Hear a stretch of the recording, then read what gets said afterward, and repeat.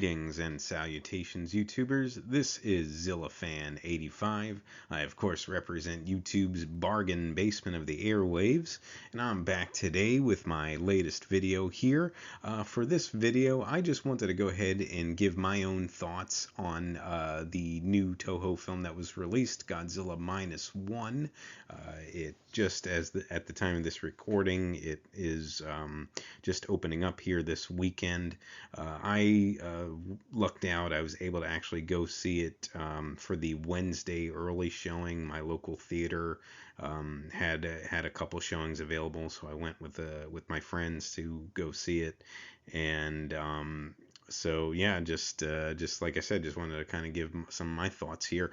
This is not going to be a full-on review or anything. I don't really plan to go into any real spoilers or anything like that. Like I said, just kind of a quick take here, summing up my thoughts, especially now it's been a couple days since I've seen the film and just had time to mull everything over and all that. So like I said, so we're not really going into any nitty gritty here or anything like that. Definitely though, my friends and I, we all really enjoyed the film for sure. So I will get that out of the way right from the get-go. I thought it was absolutely awesome. I have a couple nitpicks here and there, but on the whole, like I said, I really thought it was an incredible film. I really like it was a period piece set at the tail end and a little bit after World War II, which I really appreciate. I know that it predates the 1954 film, and I'm not really too sure because from anything that I've seen and read online, I've seen conflicting reports, so I'm not really sure if it actually ties in at all with the 1954 film or if it's just kind of its own thing. But nonetheless, though, even as a standalone, I think it's absolutely awesome. And of course, we haven't had a Toho Godzilla film since Shin Godzilla in 2016, and for me, that one was kind of hit and miss. But that's just my personal sentiment here. This one I happen to like a lot more. I know some people are saying, it's like not only top 10, but like top 5, top 3 of all time for Godzilla films. Personally, for me, I wouldn't go that high with it. There's still that top 10 for my personal list of my favorites. That's probably never going to change. And even outward, the top 12, maybe even top 15, I don't know that any other film's going to break that. So I'm not really ready to put it in that kind of category yet. But like I said, I really thought it was really well made, and even though I always prefer the practical effects over CGI, just again personal preference, but really got to say the CGI in this film was very well done. I was impressed by what Toho put out. I mean, it looked like it was on par with a Hollywood production. I believe the budget of this was about only about 15 million, which for a Hollywood movie is not a lot, but obviously for them certainly a larger budget, and it was incredible what they were able to accomplish with it. But so Godzilla, I thought definitely was very menacing in the film.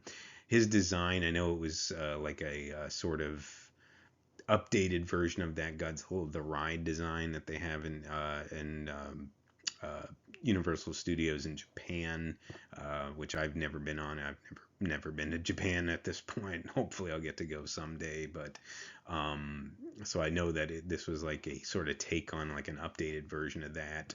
The design's not my favorite, but I didn't find it that bad though. I thought it was pretty cool for what it was.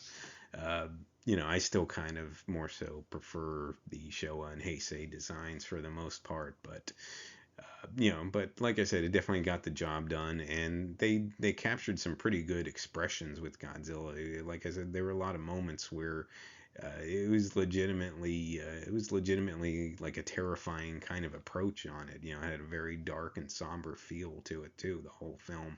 And like a lot of people have said, I thought the human characters were very well done. The main character Koichi, was a very interesting character, and I really got engaged in his whole story throughout the film. So, pretty much all aspects of it were very well done, like I said. So these are just some of my sort of quick takes on it. The only, like I said, only couple nitpicks were just some of the choices, which might be partially for plot armor, if you will.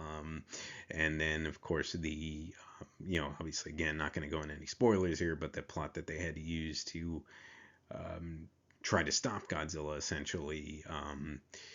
I thought it was a bit lackluster, a bit lame, but again, that was just my personal sentiment. But again, more so nitpicks than anything else. Otherwise, like I said, I thought this was just a really well made film, and definitely awesome, and was even more of an awesome in theater experience. And I believe we had the IMAX showing, was well worth it. So. But that kind of just quickly wraps up some of my thoughts on this here. Not really too much else.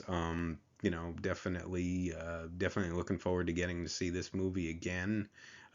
In due time. I'm not sure if I'll get to see it while it's still in theaters or not, but definitely one that I will really look forward to revisiting. Like I said, I thought it was awesome and came away a very, very happy Godzilla fan after this one. So if anybody's interested, I definitely recommend seeing it.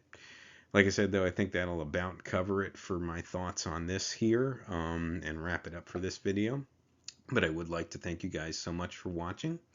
If you would like to subscribe, please feel free to do so. If you would like to like and or comment on any of my videos, please feel free to do so as well. And just remember, until next time, ladies and gentlemen, you be good to yourselves, and sayonara.